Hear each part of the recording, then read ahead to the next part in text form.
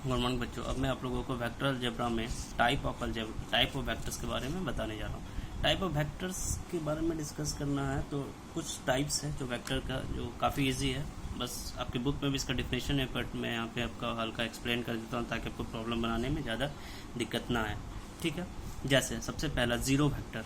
तो जीरो से आप, जैसा जीरो है तो जीरो यानी क्या होगा, जिसका मैग्नीट्यूड जीरो हो।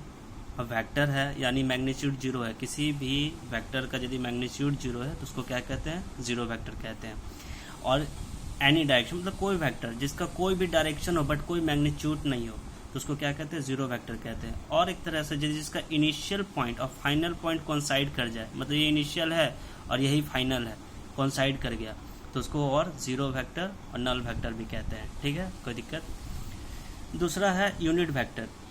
यूनिट वेक्टर मतलब जिसका मैग्नीट्यूड यूनिट हो, ये नहीं कि एक हो, यूनिट हो। जैसे मान लीजिए एग्जांपल ले रहे हैं कि मान लीजिए मेरे घर से कोई ऑफिस है, यहाँ ऑफिस का दूरी 1 किलोमीटर है, यानी 1 किलोमीटर नहीं, 1 यूनिट है, मतलब 1 यूनिट डिस्टेंस होगा, 1 यूनिट डिस्टेंस है, इसी को हम लोग यूनिट वेक्टर कहते हैं।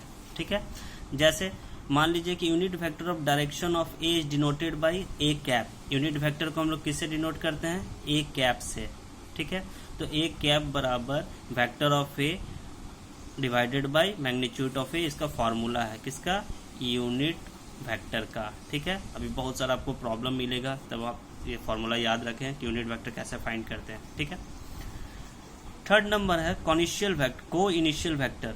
ठीक है, तो two vector same initial point, मतलब ऐसा वेक्टर जहाँ पे दो वेक्टर है जिसका इनिशियल पॉइंट क्या है, सेम है। जैसे देख रहे हैं ये वेक्टर है जिसका इनिशियल पॉइंट ए का और वेक्टर बी का इनिशियल पॉइंट सेम है, दोनों एक ही जगह से वेक्टर निकल रहा है, तो उसी को को इनिशियल वेक्टर कहते हैं। ठीक है, नेक्स्ट जो है वो है कॉलिनियर वेक्टर। कॉलिनियर वेक्टर किसे कहते हैं, टू और more vectors are parallel in the same line. यदि दो वेक्टर आपस में पैरेलल है, पैरेलल का मतलब ये दोनों आपस में इंटरसेक्ट कहीं पे नहीं करेगा, तो whose vectors are collinear vectors, मतलब वैसा वेक्टर जो सेम डायरेक्शन में है या सेम लाइन में है।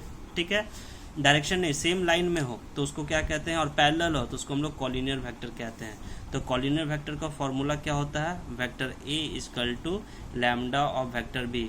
यार लैम्डा इस क्या है, स्केलर है, लैम्डा क्या है, स्केलर है। ठीक है,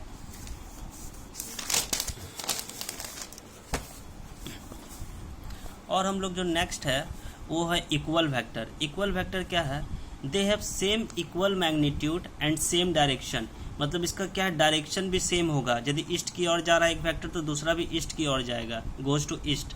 और वेक्टर ए और वेक्टर बी क्या है, दोनों का डायरेक्शन भी सेम होना चाहिए और मैग्नीट्यूड भी सेम होना चाहिए, तो उसको हम लोग इक्वल वेक्टर्स कहते हैं। तो यदि दो वेक्टर इक्वल है यानी vector A equal to vector B है तो उसका मैग्नीट्यूड ऑफ ए और मैग्नीट्यूड ऑफ बी भी क्या होगा, आपस में इक्वल होगा। ठीक है, जो नेक्स्ट है मेरा वेक्टर वो है नेगेटिव ऑफ वेक्टर। तो नेगेटिव वेक्टर का मतलब साफ समझ में आ रहा है कि यदि कोई वेक्टर इस डायरेक्शन में हो, अपोजिट डायरेक्शन में हो तो नेगेटिव होगा। जैसा सेम मैग्नीट्यूड सेम होना चाहिए दोनों वेक्टर का, बट अपोजिट डायरेक्शन अपोजिट होना चाहिए। तो देख रहे हैं ए बी वेक्टर का जो मेरा डायरेक्शन है वो ईस्ट की ओर और बी ए जो वेक्टर का डायरेक्शन है वो वेस्ट की ओर है, यानी A B vector is minus B A, यानी ये क्या है, नेगेटिव ऑफ वेक्टर्स है। ठीक है, तो ये आपका टाइप ऑफ वेक्टर्स हो गया। उससे पहले हम लोग direction cosine and direction ratio के बारे में डिस्कस किए, उससे पहले पोजीशन वेक्टर के बारे में डिस्कस किए। ये वेक्टर्स को इतना एक्सप्लेन क्यों किया जा रहा है, बेसिकली क्योंकि आप जब प्रॉब्लम बनाएंगे तो ये सब टर्म्स आपको यूज़ होगा ताकि आपको प्रॉब्लम बनाने में आसानी हो। इसलिए डेफिनेशन, कोई भी क्वेश्चंस बनाने के लिए, एग्जाम्पल बनाने के लिए आपको डेफिनेशन याद होना चाहिए। ठीक है, यदि आप डेफिनेशन याद नहीं है तो आपको प्रॉब्लम कहीं ना कहीं थोड़ा सा होगा। ठीक है, तो पहले आप अच्छे से डेफिनेशन याद कर लो, समझ लो कि डायरेक्शन कोसाइन क्या है, डायरेक्शन रेशियो क्या है, और यदि कोई दिक्कत होता है, कोई प्रॉब्लम होता है तो आप मुझे मैसेज कर सकते हैं मेरे यूट्यूब चैनल पे। ठीक है।